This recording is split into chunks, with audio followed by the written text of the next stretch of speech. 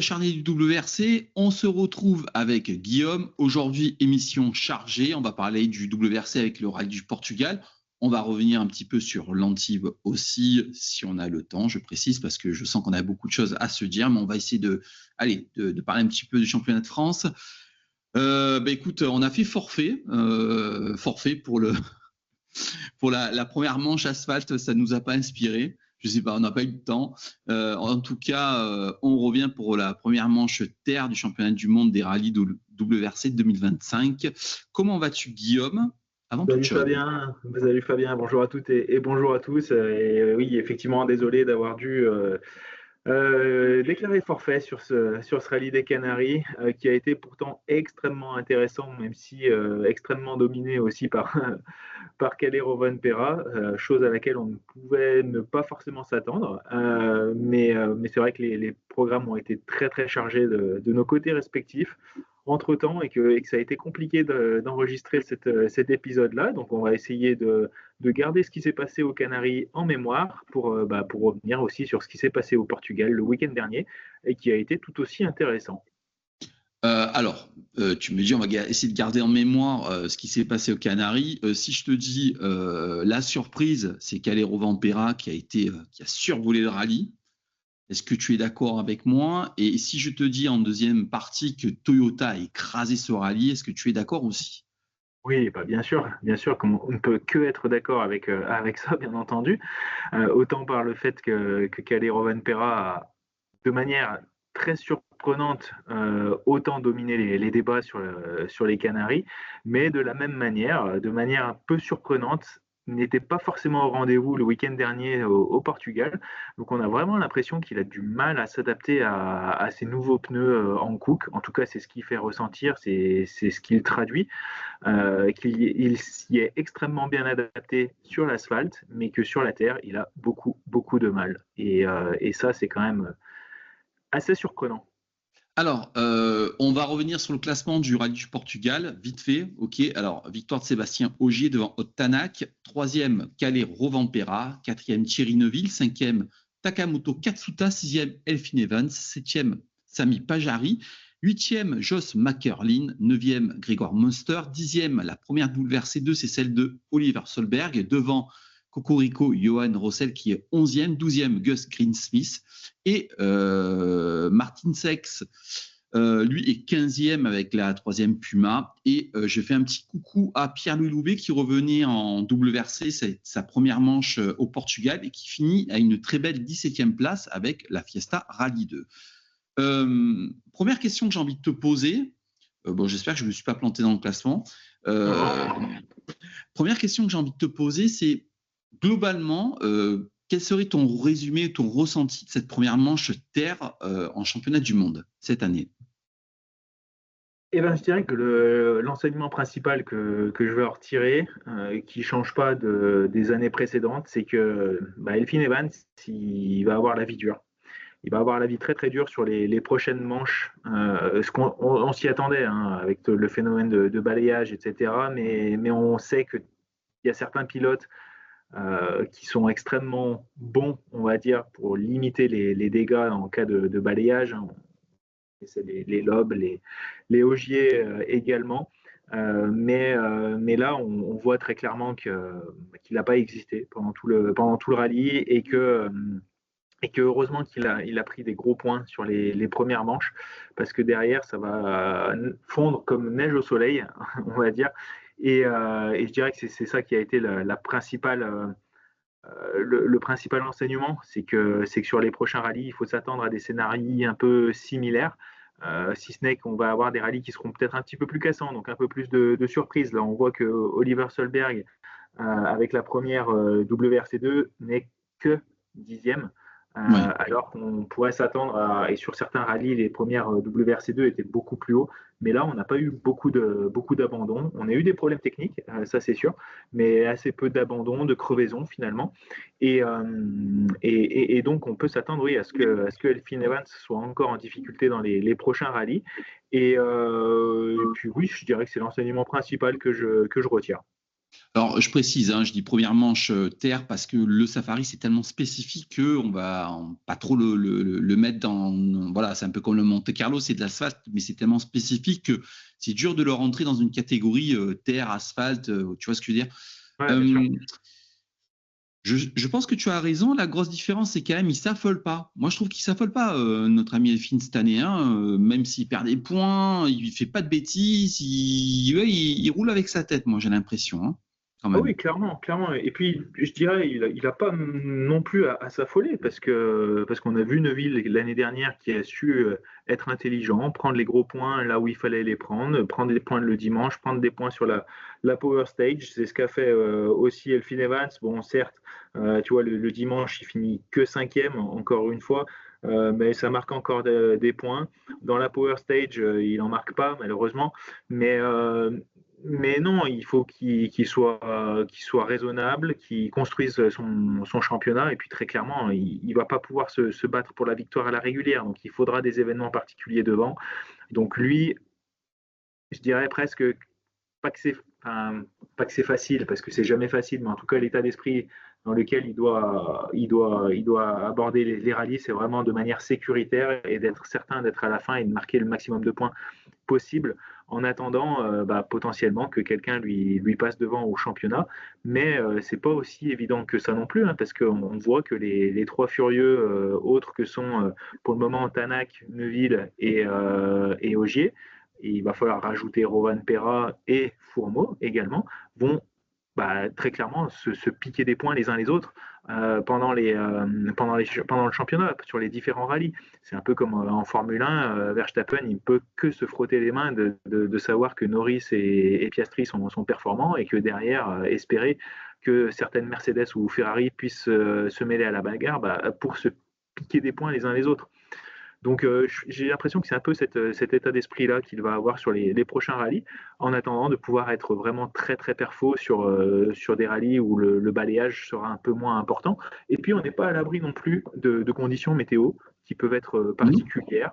La Grèce, c'est extrêmement cassant aussi.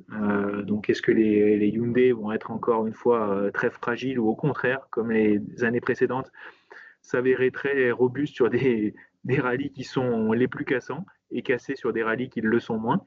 Donc, à voir, à voir, à voir. Bon, alors pour ceux qui nous écoutent en podcast, d'ailleurs, j'en profite pour nous dire qu'on est sur YouTube et qu'on est en podcast. Abonnez-vous, partagez les vidéos, ça nous fera extrêmement plaisir, ça va nous motiver toujours à continuer. Derrière toi, tu as une Yaris Rally 2, celle de Oliver Solberg. Ouais. Moi, derrière, j'ai une Hyundai i20 Rally 1, c'est celle de Tanak. Est-ce que pour toi, l'homme qui est derrière toi, c'est l'homme du rallye? Parce que pour moi, très clairement, Tanak, c'est l'homme du rallye. Il gagne pas, mais c'est l'homme du rallye. Les deux, je dirais, dans leur catégorie, on ne peut pas trop leur enlever ça. À la fois Tanak et Oliver Solberg ont clairement dominé les débats. Bon, pour Solberg, il n'y a pas eu de panne, il n'y a pas eu de sortie de route malheureuse ou malencontreuse de sa part. Donc on voit que quand ça va au bout, c'est très très perfo, que la Yaris Rally 2 est également très très perfo sur ce terrain. Mais ça, on n'en doutait pas trop. Donc on y reviendra peut-être par la suite. Mais c'est vrai que Tanak aussi, clairement, c'est l'homme du rallye, c'est l'équipage du rallye avec Martin Yarveoya, pardon.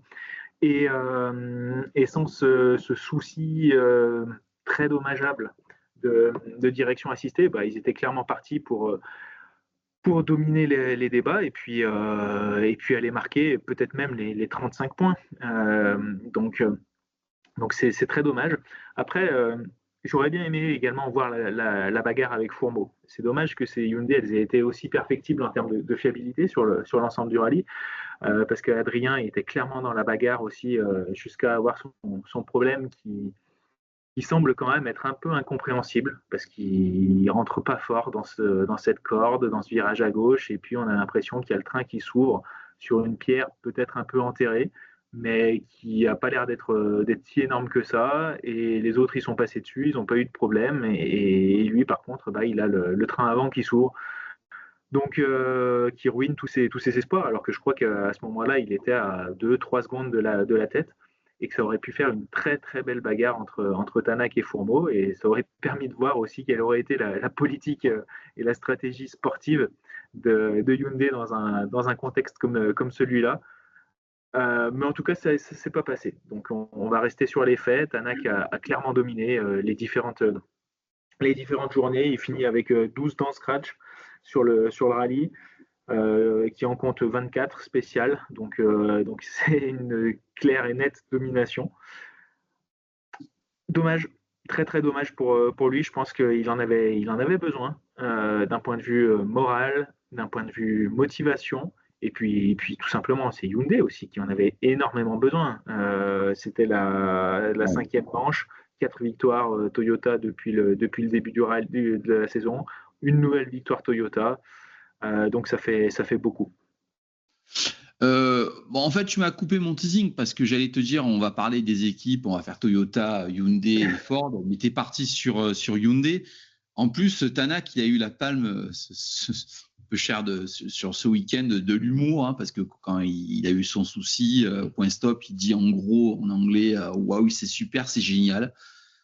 Bon, c'est un humour un peu grinçant, mais c'est de l'humour. Qu'est-ce que toi tu as pensé de la course de Neuville? Neuville, j'ai du mal à décrypter. J'ai l'impression qu'il est là, mais qu'il n'est pas là. Je sais pas, c'est étrange comme comportement depuis une ou deux manches. J'ai l'impression qu'il est là, mais que son cerveau est ailleurs. Enfin, qu'il prend avec ça avec beaucoup de détachement, de philosophie, que bon, bah voilà, c'est pas qu'il est plus combatif, mais bizarre, étrange.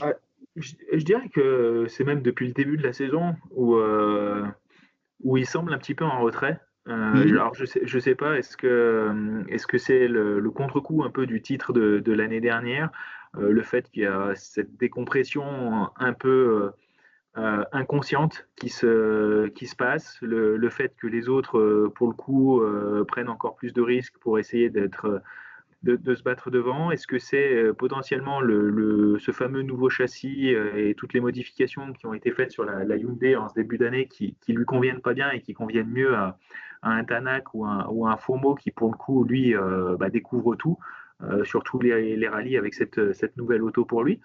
Je sais pas trop ce qui se passe pour Neuville, mais en tout cas, oui, c'est sûr qu'il est pas des plus saignants, il n'est pas des plus agressifs. Ou alors est-ce qu'il se dit que ce qui a payé l'année dernière, c'était de la régularité, c'était de marquer des gros points. Et sauf que là, les points qu'il marque, ils sont pas très gros. Et certes, il est à l'arrivée, il a parfois des petits soucis, mais il n'est pas aux avant-postes. Donc c'est vrai que ça m'inquiète un petit peu pour lui et la suite de sa saison. Parce qu'aujourd'hui, clairement, pour moi, chez Hyundai, c'est Tanak et Fourmeau quasiment à égalité devant, et puis c'est Neuville en quasiment troisième pilote, alors que c'est lui qui est champion du monde.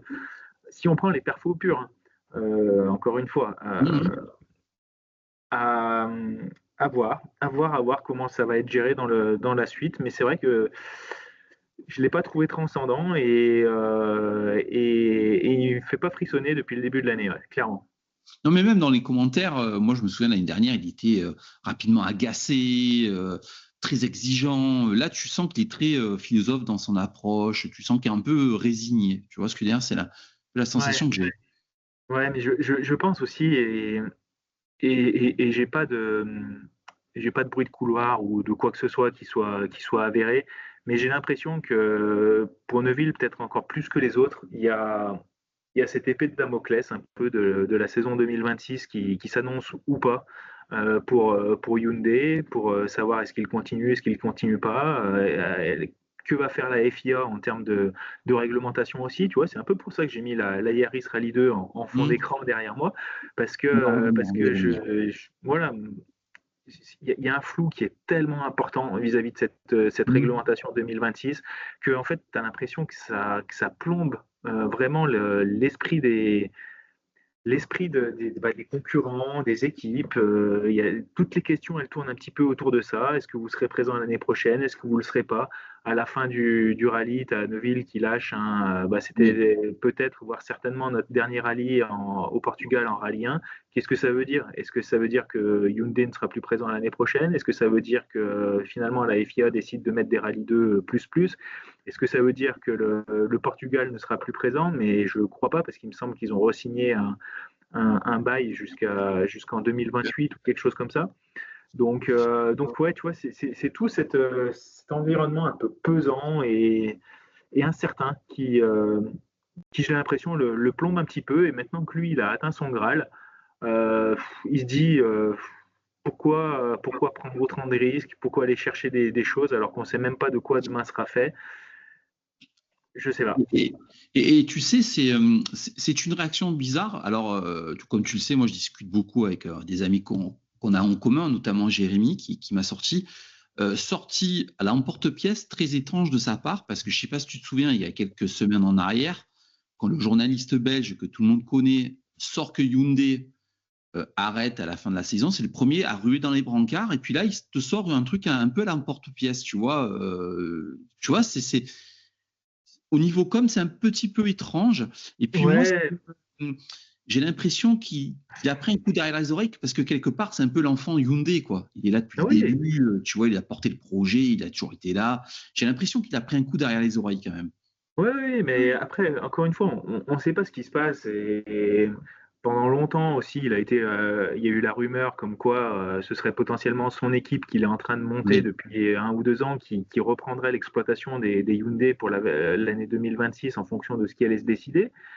Est-ce que derrière, il y a eu des promesses qui avaient été faites par Hyundai vis-à-vis de Thierry et de son équipe qui sont finalement pas forcément tenues? Est-ce que c'est encore une fois les décisions de la FIA qui vont pas dans son sens? En tout cas, ça respire pas la joie d'être là. Alors, pour revenir sur son équipe, alors je sais pas, il y a eu des rumeurs cette semaine comme quoi le WRC, enfin les Rally 1 s'arrêteraient à la fin de saison et seraient reprises par des WRC 2 pour la saison prochaine. Rumeur, hein, on met au Oui, oui, conditionnel. oui, Mais clairement. quand tu vois, ça aussi, ça y joue, quand tu vois l'article qui est sorti la semaine dernière dans des médias belges, où tu as quand même Stéphane Lefebvre qui était chez lui, qui part sur une Toyota en ERC. Tu as un pilote belge aussi qui parti sur une C3 et qui a refusé de rouler dans la structure parce qu'en fait, c'est pas la structure qui met en cause, mais ce serait ce que j'ai eu compris dans l'article, en fait, que la Hyundai Ivan Rally 2 serait pas au niveau des autres Rally 2, très clairement, en fait, c'est ce qui se dit. Hein. Est-ce que ça aussi, c'est pas. Est-ce qu'il n'est pas inquiet aussi si vraiment ça passait sur une réglementation Rally 2 pure et simple? Parce que, ben, on le sait, la i20 Rally 2, quand même, est loin derrière la Toyota ou la Skoda, tu vois. C'est quelque chose tu vois, il y a plein de trucs derrière qu'on ne sait pas et qui peuvent peut-être se passer, qui doivent y jouer sur son moral, quoi. Tu vois ce que je veux dire? Enfin, c'est très compliqué. Je ne Bah, sais je pas si pense tu que l'as c'est. lu, cet article belge, hein, où en gros, ça dit voilà, qu'il y a un Ouais, souci.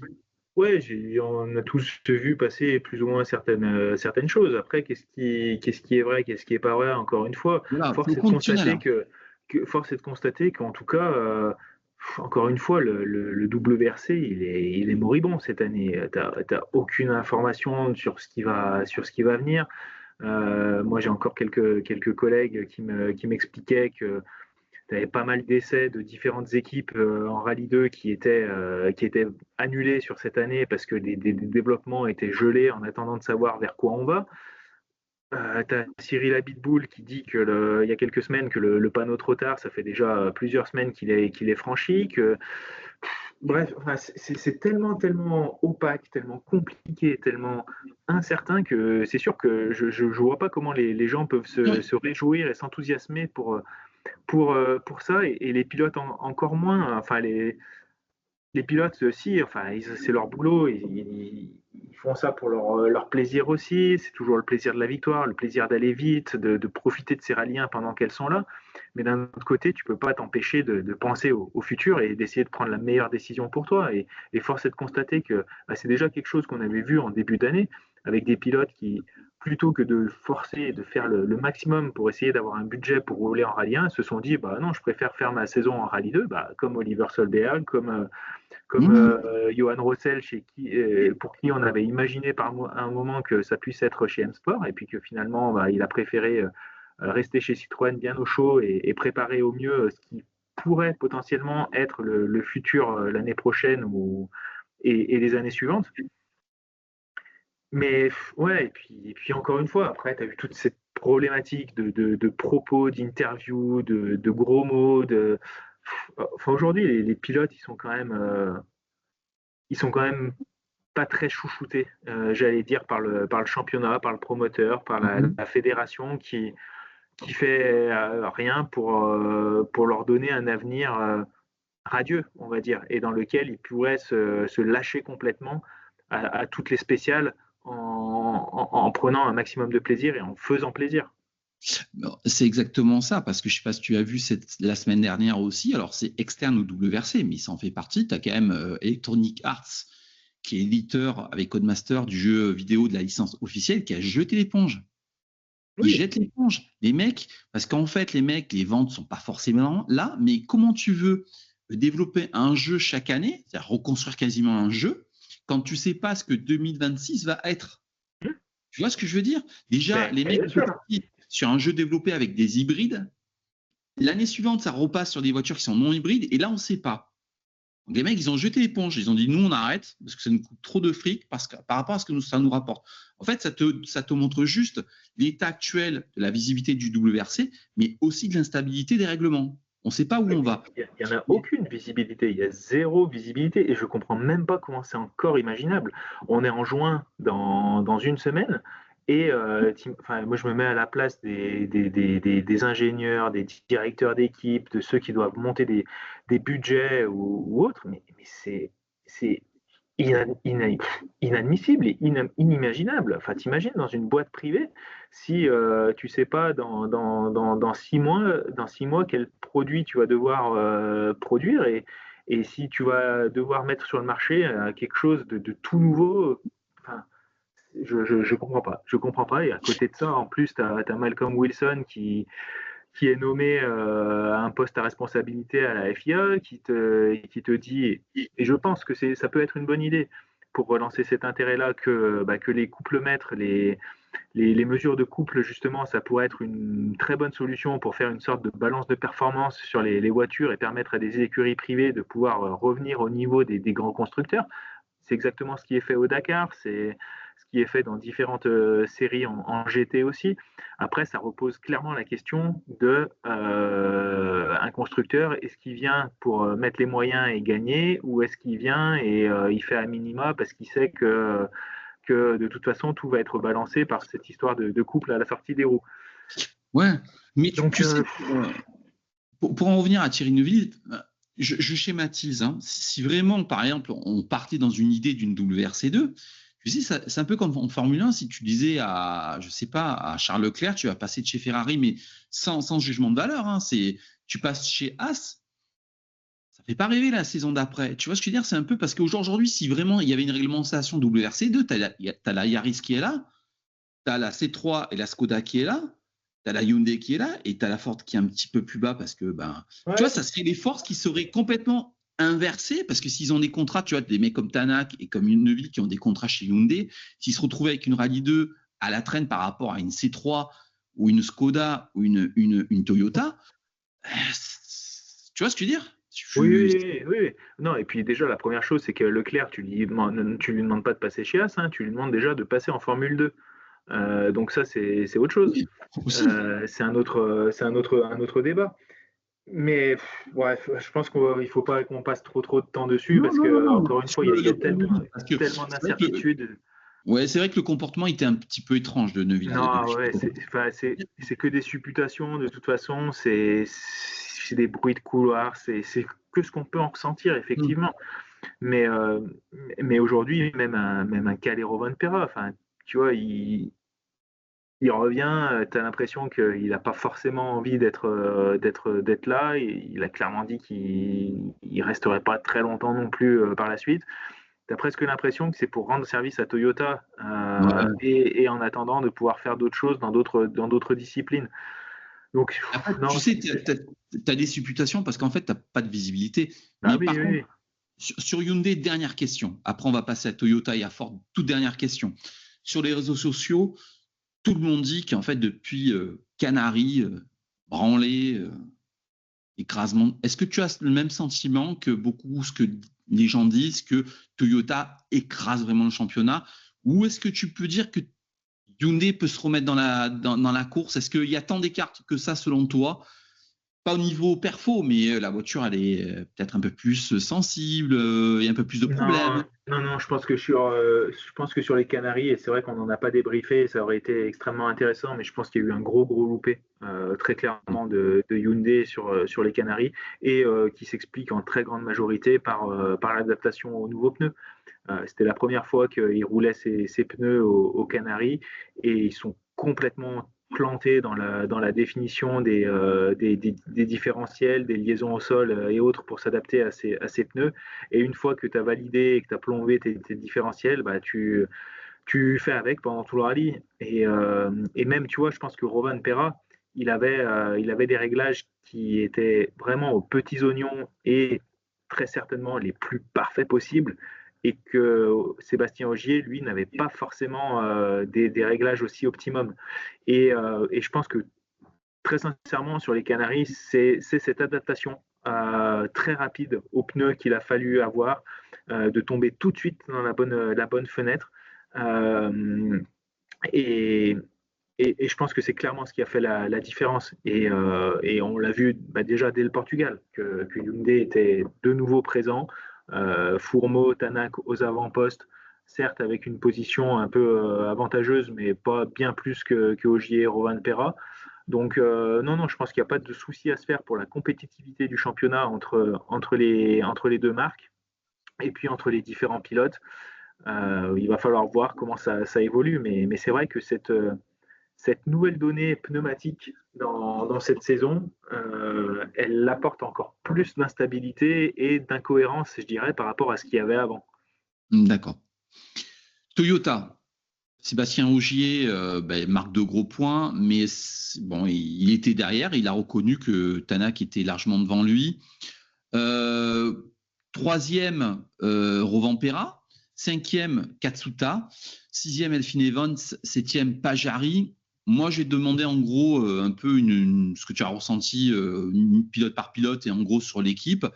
Moi, le seul truc que j'ai à dire sur Toyota, Ogier est là, Rovanpera est à sa place. Course étrange de Katsuta avec des super temps, puis après des gros coups de mou, puis ça revient, puis un peu tu vois, mais il est là, il fait pas trop de bêtises, il est là, il marque de gros points, puis après Pajari, il y a eu des allusions, mais ça j'y crois pas trop, qu'il y aurait un petit peu des consignes d'équipe qui laissent passer gentiment Elfyn Evans. Moi j'y crois pas trop, est-ce que toi tu y crois toi ça? Alors pour en revenir sur Ogier, une course parfaite à la Ogier. Il a vu que un moment, un niveau perfo, il pourrait pas aller chercher Tanak. Il a toujours gardé la pression, comme il l'a fait tout au long de sa carrière. Quand ça peut pas gagner, on reste derrière à l'affût et au moindre pépin qui ne coûte que quelques secondes, et ben on est là pour récupérer et tirer les marrons du feu. Donc ça. Voilà, encore une fois, ça a payé, il a été sage. Tanak, encore une fois, n'a pas eu de chance sur ce rallye, très clairement.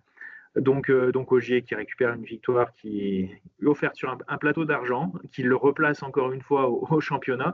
On y reviendra, mais on peut le dire tout de suite, hein, au championnat, donc c'est Evans, Rovanpera qui a 30 points, Ogier qui a 32 points et Tanak a 34. Donc, donc voilà, petit à petit, comme je te dis, cette trentaine de points d'écart, je pense qu'elle va vite fondre pour Elfyn Evans. En plus, on a vu que Ogier allait être engagé aussi sur le rallye de Sardaigne. Ouais. Donc ouais, je ne sais pas s'il a encore vraiment tiré un trait sur une saison un peu plus fournie que prévu. Parce que là, on va très vite arriver aux 6 rallyes qu'il avait mentionné en début de saison. Donc, on va voir comment ça évolue par la suite. Le seul truc, c'est que Toyota semble prendre tellement d'avance au championnat constructeur qu'ils vont pas forcément lui dire ce serait bien que tu sois là quand même pour marquer des points et nous aider, jouer sur Ouais. cette corde sensible. Donc on verra. Après, Rovan Perra, comme je t'ai dit, je ne vais pas m'attarder trop là-dessus parce que j'ai trouvé que c'était un rallye un peu décevant de sa part, même si au final, il finit qu'à 12 secondes de Ogier, donc c'est qu'il n'a jamais été trop trop loin. Mais d'un autre côté, sur la journée du dimanche, Ogier a beaucoup assuré. Ouais, une course assez fade de la part de Kalle Rovan Perra, j'ai trouvé. Katsuta, ça fait des années qu'on en parle. Pour moi, il y a pas de fulgurance, il y a pas d'étincelles qui me font vraiment m'enthousiasmer pour ce pilote. c'est un bon troisième pilote, on va dire, pour Toyota. Encore une fois, moi, à l'encontre de pas mal de gens, je le vois absolument pas gagner un rallye ou alors ne serait-ce que terminer sur le podium à la régulière. Je vois pas comment est-ce possible. Donc voilà, le pilote japonais dans une marque japonaise, il faut qu'il soit là, il est là, il n'a pas fait d'étincelles, cette fois il n'a pas fait de grosses boulettes, bah, ça termine cinquième, ça pouvait pas faire mieux, voilà. Et puis Elfyn Evans, bah, qui a fait ce qu'il a pu, très clairement, il pouvait pas faire mieux. Il est passé à travers toutes les embûches, il a fait ce qu'il pouvait sans prendre trop de risques, donc dans le ventre mou. Et effectivement, est-ce que Pajari l'a laissé passer? Oui, je pense. De toute façon, il n'a pas d'intérêt à ne pas le laisser passer, même si on ne lui a pas demandé. Pajari, une sixième, une septième place à ce moment de sa carrière. Ce qui est important pour lui, c'est de finir les rallyes, de ne pas passer par le super rallye, d'accumuler de l'expérience. Et je pense que s'il l'a laissé passer, c'est tout à fait intelligent de sa part, parce que au contraire, ça lui fait marquer des points dans l'estime de son équipe et dans la confiance qu'il lui a accordée. Euh, voilà. Après, si effectivement Toyota avait vraiment voulu jouer les consignes d'équipe, bah, ils auraient même fait passer Evans devant Katsuta. Donc, tu vois, pointer en retard pour récupérer les 50 secondes d'écart qu'il y a, c'était pas compliqué. Ils l'ont pas fait. Après, ça se joue pas énormément de points, mais on sait qu'un championnat, ça se décide aussi parfois sur pas énormément de points. Donc à voir. Mais en tout cas, d'un point de vue pilote, là pour le moment, ils sont assez sereins, puisque comme je te le disais, hein, c'est Evans, Rovanperä, Ogier les trois premiers, et puis après Tanak, Neuville. Même s'ils ne sont pas très très loin, ça reste quand même un triplé Toyota au championnat pour le moment. On va en passer maintenant à M-Sport. Alors, M-Sport, on va dire que très clairement, c'est la troisième force du plateau, très très loin. Comme beaucoup de monde en début de saison, on a tous plus ou moins ricané ou on avait émis des gros doutes sur l'Irlandais. Et l'Irlandais, il fait plus rigoler en fait. Parce que l'Irlandais, très clairement, c'est lui le pilote numéro 1 chez M-Sport.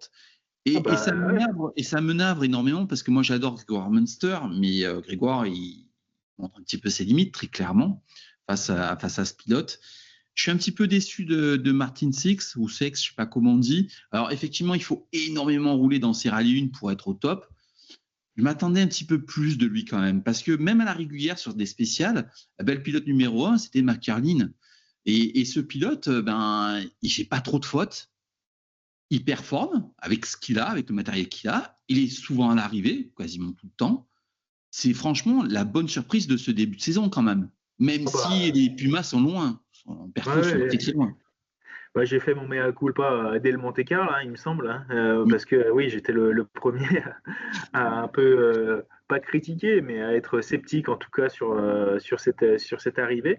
Mais force est de constater que rallye après rallye, oui, il est là, il reste sur la route, il apprend, il prend le temps d'apprendre. Et il n'est pas dégueulasse en termes de performance, très clairement, bien au contraire. Quand on voit ce qu'il est capable de faire sur ce rallye du Portugal, où encore une fois, alors certes, il a des positions qui sont assez intéressantes sur le premier jour, mais à partir du deuxième, troisième jour, étant donné qu'ils ne sont pas dans les top pilotes non plus, ils se retrouvent quand même avec une route qui est sensiblement plus poussiéreuse que les petits copains qui sont derrière. Donc non, c'est un très bel apprentissage de la part de McCarlin. Et en tout cas, pour moi, il a pris le pas sur Munster. Ça, c'est clair et net. Et on a presque l'impression que Munster, depuis le début de la saison, alors les deux premiers rallyes, ça allait à peu près, mais qu'après, un seul être vous manque et tout est dépeuplé. On a l'impression qu'il n'a plus son fourmeau comme pilote repère, qu'il n'arrive plus à régler la voiture à sa main, qu'il ne sait pas trop dans quelle direction aller, qu'il n'a jamais une voiture qui lui convient. En tout cas, c'est ce qui fait ressentir au point stop des différentes spéciales. Et qu'en termes de performance, même s'il a fait un ou deux temps intéressants, voire un ou deux temps scratch ici et là, dans des conditions qui étaient un peu particulières, puisque on ne va pas rentrer dans les détails, mais étant premier sur la route au Monte-Carlo, par exemple, ça avait été un avantage à un moment. Bref, un peu déçu de Munster, clairement. agréablement surpris de McErlin. Et Cesc, écoute, j'aurais aimé voir ce que ça pouvait donner. Parce que très clairement, il a fait son erreur avec une crevaison aussi dans la première spéciale. Et puis, il le paye tout le reste du rallye. Et ça, sur les rallyes terre, tu fais une erreur le premier jour, ton rallye il est condamné et tu es condamné à faire une course insipide et une journée, enfin un rallye de test grandeur nature.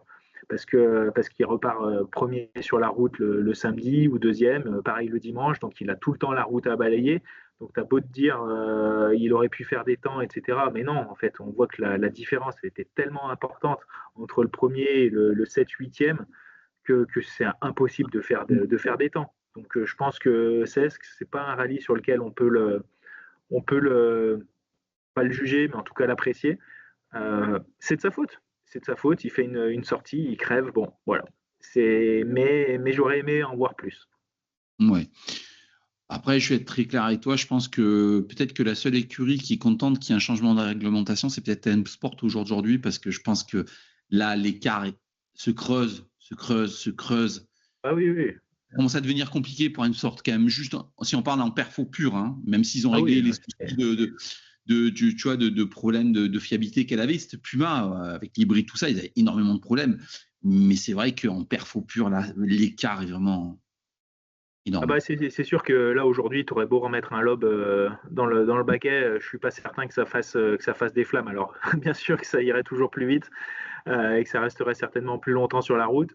Mais en tout cas, oui, non, c'est sûr qu'on reste en termes de perfo pur, le gap se creuse. Et puis en plus, je pense qu'il n'y a plus aucun développement qui est fait chez M-Sport.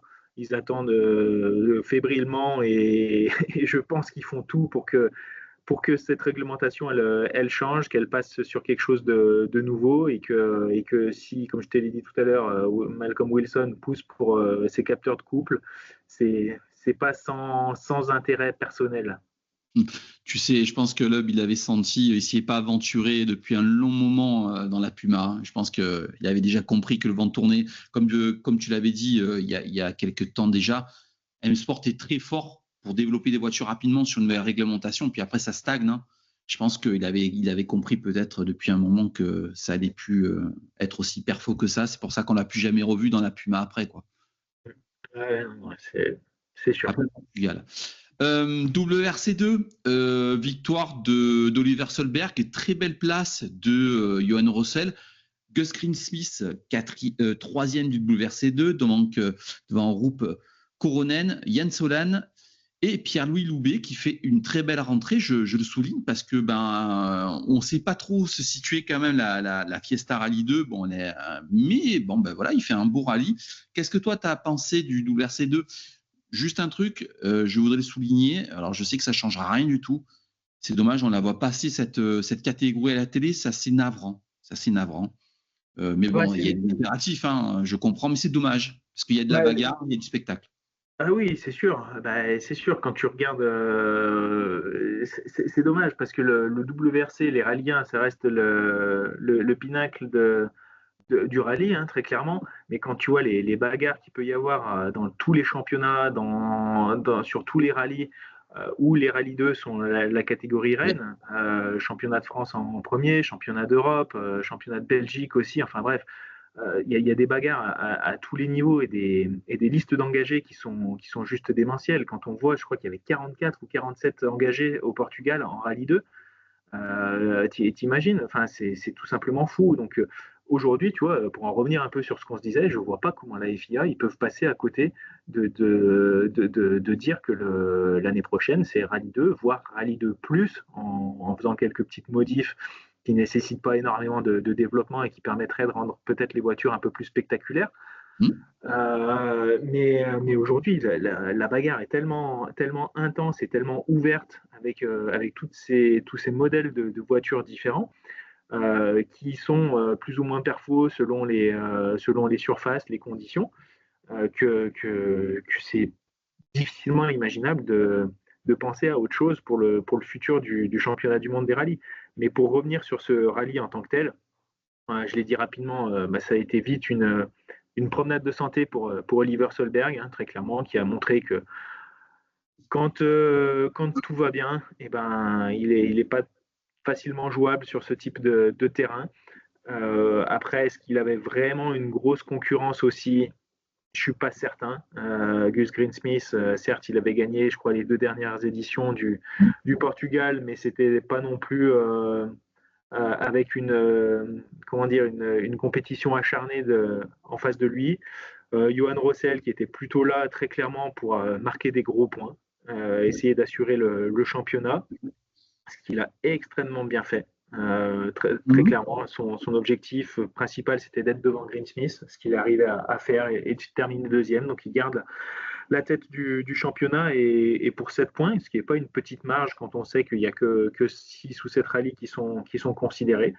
Donc, un grand bravo à lui. Et puis derrière, je t'avoue que j'ai pas eu trop le temps de vérifier et de regarder ce qui se faisait. Je voulais suivre un peu plus les rallyes de Léo Rossel, de Pablo Sarrazin, de Sarah Rumo. J'ai pas eu trop cette occasion-là. Donc, toi, si tu as des infos, je suis preneur de savoir un peu ce qui s'est passé et Mais qu'est-ce que non, toi, tu en as en pensé. fait, ouais, non, j'ai pas eu le temps et je m'en excuse, j'ai pas eu le temps de visionner ce qui se passait derrière parce que, comme tu l'as vu, c'est vrai que les spéciales s'enchaînaient énormément rapidement, donc ben, ça coupe assez vite sur la télé, et puis après tu passes à une autre spéciale, et puis c'est le week-end aussi, donc tu as d'autres. C'est vrai que ben, je m'y suis pas trop penché, puis il y avait l'oral identique de l'autre côté, donc il y avait beaucoup de trucs à suivre aussi. Donc non, je ne m'y suis pas trop penché. Mais juste avant de clore le WRC, de voir avec toi la prochaine épreuve, je voulais revenir juste sur le WRC plus qu'on parlait. Moi, je vais voir régulièrement du championnat de France et du championnat de France Terre. Les WRC2 sont des super belles autos, hein, très clairement. Ça va très vite. C'est surtout sur la Terre, c'est impressionnant.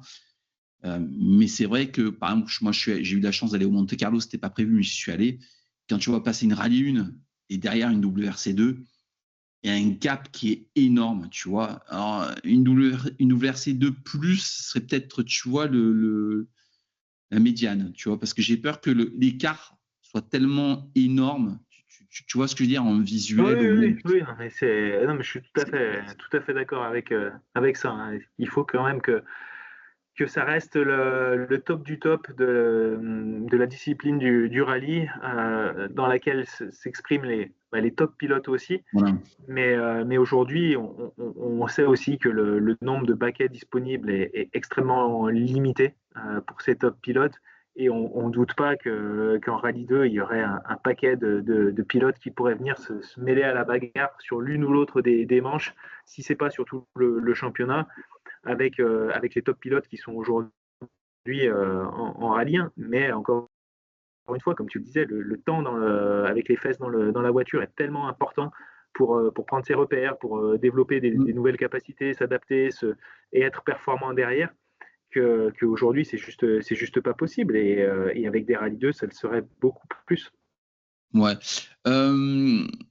Mais c'est vrai que même si ces Rallye 1 vivent peut-être leur dernier rallye, c'est quand même des machines absolument magnifiques. Moi, j'ai eu la chance de les voir, hein. Beaucoup de spectateurs. Ouais, c'est absolument magnifique. Un mot sur la prochaine épreuve.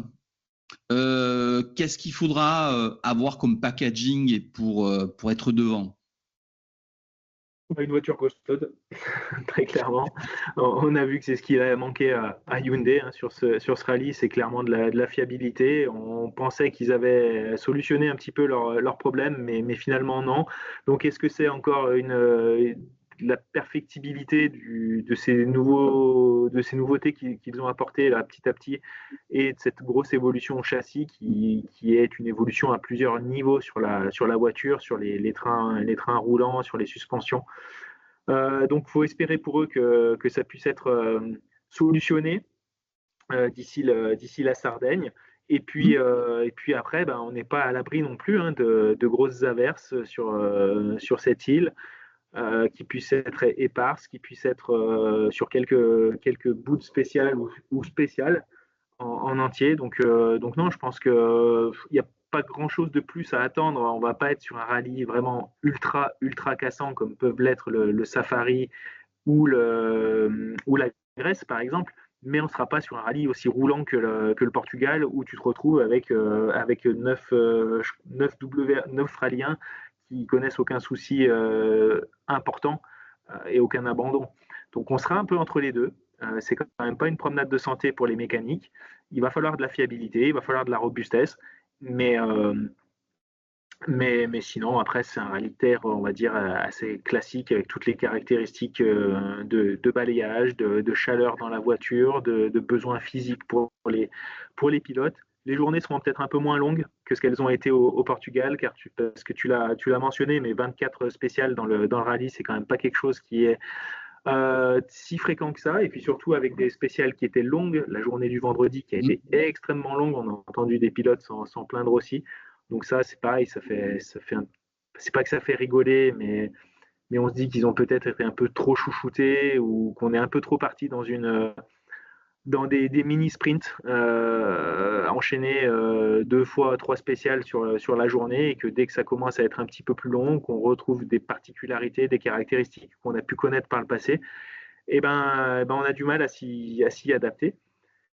Donc non, moi je trouve que c'est bien que chaque rallye ait un peu ses spécificités, son découpage particulier, et on va voir ce que ça donne en Sardaigne. Mais bon, je revois quand même bien les Toyota et Tanak aux avant-postes, avant peut-être une performance de Fourmeau. Ce serait bien. Ce serait bien un joli podium, voire plus, pour notre Français. Je pense que ce serait une juste récompense pour le début de saison déjà, et puis pour la carrière, très clairement.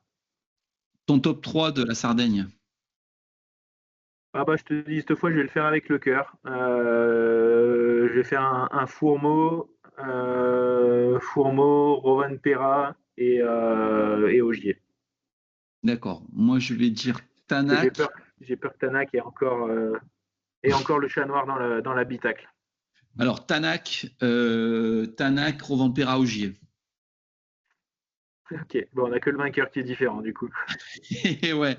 On enchaîne sur le championnat de France des rallyes. Un petit mot sur le rallye d'Antibes. C'était pas très loin de chez moi, mais j'ai pas eu la chance d'y aller. Et j'ai envie de te dire, pour vous résumer ce rallye, à la fin, comme au football, c'est Bonato qui gagne. Voilà. À la fin, c'est Bonato qui gagne. Non, ça a été un rallye très disputé. Camille abandonne son problème mécanique, mais voilà, il est à la bagarre, même plus qu'à la bagarre. Second, Réan Gani qui fait un très très beau rallye, même s'il est à 1 minute 02. Raphaël Astier, l'Alpine, c'est son terrain, l'Antibes. Ouais, et bon, il y a eu des conditions météorologiques qui ont été un peu particulières et qui ont fait qu'il y a ces écarts énormes qui se sont créés. Donc c'est sûr que à la fin, c'est Bonato qui gagne. Ça aurait pu être tout autrement. Là, il y a eu un pari de pneumatique qui a été extrêmement payant. Et on sait que chez Citroën, en général, on se trompe pas trop. C'est toujours les mêmes équipes qu'à l'époque de la Xara, de la C4, avec Guy Botlander notamment qui donne les conseils. Et c'est toujours aussi pertinent. Donc ouais, bravo à eux pour ce magnifique coup tactique qui leur a offert la victoire. Quatrième, Hugo Margaillan. Hugo qui est toujours là, ça me fait extrêmement plaisir. Cinquième, Luca Darmezin. Voilà, là aussi, ça arrive, hein, ça devient de plus en plus performant. La GT+ de Ludovic Godard, là aussi, c'est un pilote qui est de plus en plus performant, qui est là souvent. Huitième, Bernd Casier. Alors, Bernd Casier, c'est un très, très bon pilote belge et arriver à rentrer sur un terrain qui n'est pas le sien à cette place qui, franchement, chapeau bas. Et j'ai oublié un pilote. J'ai oublié le 7e parce que, alors, le 7e, je ne sais pas si tu le savais, il a fêté à l'occasion du rallye d'Antibes son 400e rallye. Ouais. Alors, moi qui l'ai connu jeune, beau et performant, il est performant, très performant. Un petit peu moins beau, il est toujours quand même. C'est monsieur Cédric Robert, quand même 400 rallyes au compteur, franchement. Et il a que 51 ou 2 ans. Hein. Il peut encore faire 200 ou 300 derrière. Hein. Ouais. Alors 200, 300, je sais pas, mais c'est vrai que c'est une sacrée carrière qui a été un peu fêtée sur ce rallye d'Antibes. Ouais. On va pas refaire toute sa carrière, les malheureuses rencontres manquées parfois, occasions manquées en tout cas. Mais non, on peut que dire bravo, hein, bravo pour cette carrière, cette longévité. Bah, tu sais, étant stéphanois, comme j'ai pu suivre sa progression depuis ses toutes premières années, et quand j'ai commencé à me passionner par le rallye, je me rappelle bah, notamment en 2000 d'être allé le voir sur l'aérodrome de Tallard avec, avec mon papy, mon parrain, pour mon premier Monte-Carlo, enfin, j'allais dire auquel je me rappelle vraiment, parce que j'en avais fait d'autres étant petit, mais autant dire que j'ai pas vraiment de souvenirs à part des photos. Mais non, bravo à lui, bravo pour toute sa carrière. Il avait gagné, je crois, à Antibes il y a 20 ans tout pile, Ouais. il me semble. Oui. Et donc c'était un bel anniversaire. Effectivement, dommage qu'il n'ait pas pu être encore un peu plus perfo avec la GT+. Comme tu le disais, oui, c'est sûr que et je bascule un petit peu là-dessus, c'était un rallye qui pouvait être tout à fait intéressant pour les Alpines GT+. Elles ont montré qu'elles étaient là, bah, notamment avec Raphaël Astier qui a signé plusieurs scratchs. Je pense que ça aurait pu jouer pour une place encore plus haut et peut-être la victoire s'il n'y avait pas eu ces perturbations météo. Mais en tout cas, ils finissent troisième à 1 seconde 5, je crois, de la deuxième place. Et pour te dire, c'est pareil, il y a quelqu'un qui a une sacrée belle carrière, c'est Denis Giraudet. Ah Et oui. quand tu vois l'état dans lequel il était à l'arrivée de la dernière spéciale, où il est tout simplement bah, dégoûté, il arrive à peine à se réjouir d'une troisième place parce qu'ils échouent pour 1 seconde 5 par rapport à la deuxième place. Bah, c'est beau de se dire qu'après toutes ces années, après toutes les émotions qu'il a pu vivre dans toutes les voitures, parce que lui, pour le coup, il les a, je pense, presque Ouf. tout essayé, que ce soit Oui. les WRC, les groupes A, les WRC, après les rallyes 1, enfin bref, il a vraiment usé un paquet de baquets et de voir cet engouement et cette motivation, c'est juste magnifique. Ouais. Donc bravo à eux aussi. Et comme tu le disais, ouais, la jeune garde qui, qui, qui arrive, très clairement. Je suis impressionné de Réan Gagny, de Pablo Sarrazin aussi, avec le Lyon Charbonnière qu'il a pu faire, le plus jeune à faire un temps scratch en championnat de France, le plus jeune à monter sur un podium en championnat de France. Ça promet. Ça promet de belles choses avec cette C3 qui devient de plus en plus perfo aussi aux mains du team Sarrazin. Donc il va vraiment falloir compter avec eux par la suite. Et puis bah, c'est dommage pour Eric Camilly parce que c'était clairement l'occasion de remporter un rallye à la maison. Alors on sait que oui, il a une connaissance du terrain qui est bien plus importante que pas mal de monde à côté. Ça aurait pu être l'occasion de recoller au championnat. Bah là, malheureusement, l'écart se creuse. On va en clôturer avec cette émission. Je rebondis juste sur Cédric. Tu sais, moi, j'aime pas quand les voitures, tu sais, il y a un problème technique. Et moi, je suis un jour à un rallye du Var. Et Cédric Robert est en 306 maxi. Il fait une spéciale avec un temps, un bon temps. Puis une deuxième spéciale, il fait un très beau temps. Je crois qu'il sort en deuxième ou troisième temps scratch. Et dans le troisième chrono, il casse le moteur.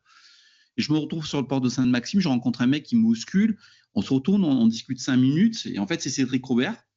Et le truc que je voudrais dire sur lui, c'est que même pour ceux qui nous écoutent ou qui nous regardent, s'il y a bien un truc qui peut caractériser Cédric, c'est vraiment un mec adorable.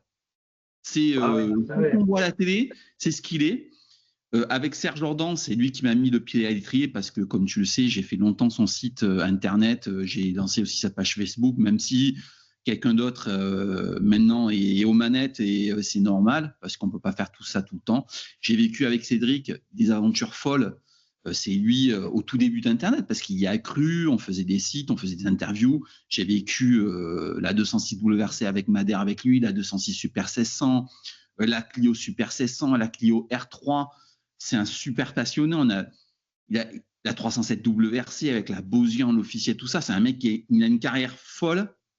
Et le seul truc que tu peux dire sur ce pilote, c'est un mec gentil, adorable.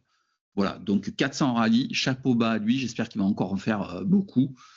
Et puis voilà, on se dit à la prochaine fois. Et puis une dernière chose, c'est que les Stéphanois sont identiques à ce qu'on dit d'eux, c'est qu'ils sont sympas. Ouais, en tout cas, on essaye de faire honneur à cette réputation, même si malheureusement on se fait un peu taquiner sur les performances footballistiques actuelles qui sont assez dramatiques, mais encore une fois, je ne sais pas si tu as pu le voir, mais même les joueurs sont les premiers à dire qu'ils n'ont pas été du tout au niveau des attentes et en tout cas de l'engouement, de l'enthousiasme et de la gentillesse des supporters. Alors quand je te parle des supporters, je te parle pas des ultras qui balancent des choses sur les arbitres et autres. Mais oui, non, c'est sûr que on a quand même une région qui est belle à vivre, dans laquelle il fait bon vivre, et on fait tout pour garder tout ça. Et j'encourage que les gens à venir la visiter, et encore plus avec Jean Braille, tu vois, tu m'as fait la passe décisive sur à venir visiter la région, parce que l'exposition Auto Mini Racing, elle se précise. C'est dans la dernière ligne droite, dans la dernière phase finale. Et comme d'habitude, je t'ai amené un petit cadeau. On en avait déjà parlé. Oui. Il est sorti. Oui. Alors c'est très compliqué pour le montrer à l'écran, mais le jeu Michel Vaillant, on mettra peut-être plutôt une photo. Oui, on mettra le jeu de société, je ne sais pas pourquoi, j'arrive pas à le montrer. Voilà, c'est bien. Là, c'est bien.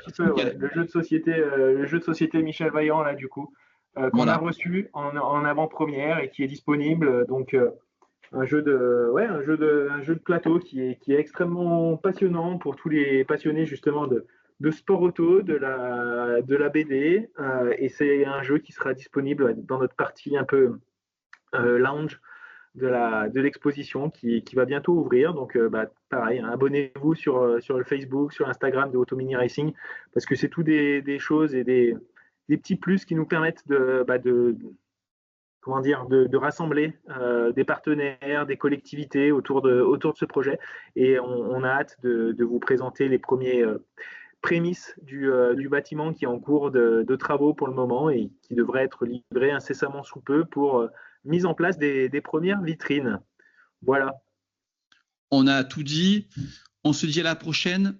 Pour les personnes qui nous écoutent, abonnez-vous, likez, partagez. Et j'ai un dernier truc à dire. À Saint-Étienne, il n'y a pas que le foot. Il y a aussi Saint-Chamond avec un grand club de basket où c'est super sympa à aller voir. Eh oui, il y a du basket, il y a du rallye, il y a pas mal de pilotes locaux qui ont fait les grandes heures du championnat de France aussi. Et effectivement, venez nous voir, venez nous visiter, et surtout, comme tu l'as dit Fabien, abonnez-vous, mettez-nous un petit like, partagez le lien sur les différentes plateformes. C'est extrêmement important, on le rappelle, mais pour faire du contenu, et on espère faire un contenu un peu différent, de qualité, et en abordant des sujets qu'on n'a pas l'habitude d'entendre. Et voilà, il nous faut un petit peu de force, un petit peu d'encouragement, et n'hésitez pas, encore une fois, à laisser vos commentaires, vos idées, des questions. On avait déjà répondu à quelques questions dans les épisodes précédents, et cette fois, on essaiera de le refaire pour la Sardaigne. On te posera les questions quand arrivera le rallye de Finlande en finnois. Je sais que tu maîtrises la langue. Ouais, pas tout à fait encore, mais c'est vrai qu'il y a quelques connaissances finlandaises qui sont très très sympathiques. À très bientôt. À très vite, Fabien. Porte-toi bien. Allez. Et prenez soin de vous. Ça marche. Ciao, ciao. Ciao.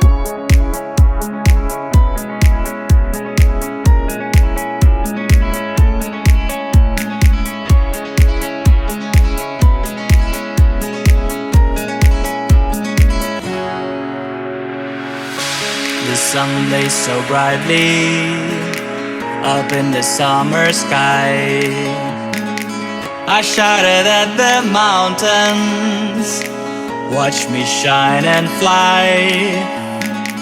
But then cracked the thunder, and the heavens cried, our world torn asunder. Her heart said goodbye. Now I'm standing in our ashes, feeling the sunshine once again. I move to the horizon, feeling the sunshine once again. Feeling the sunshine once again. Feeling the sunshine once again.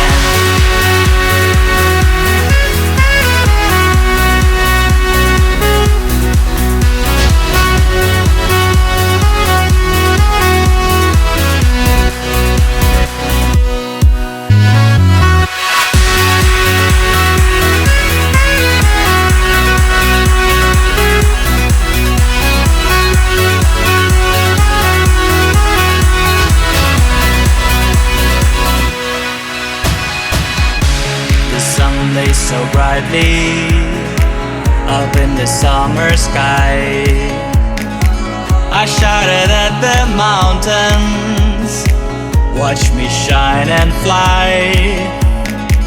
But then cracked the thunder and the heavens cried, our world torn asunder.